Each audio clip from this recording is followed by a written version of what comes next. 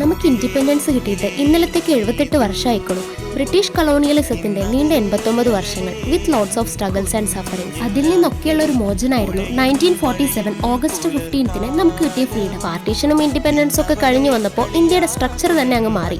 And നമ്മുടെ രാജ്യത്തിന് ഒരു സ്പെഷ്യാലിറ്റി ഉണ്ട്, യൂണിറ്റി ഇൻ ഡൈവേഴ്സിറ്റി. കൾച്ചറും ട്രഡീഷനും മാത്രമല്ല, ഓരോ സ്റ്റേറ്റിനും ഓരോ യൂണീക് ക്വിസിൻസും ഉണ്ട്.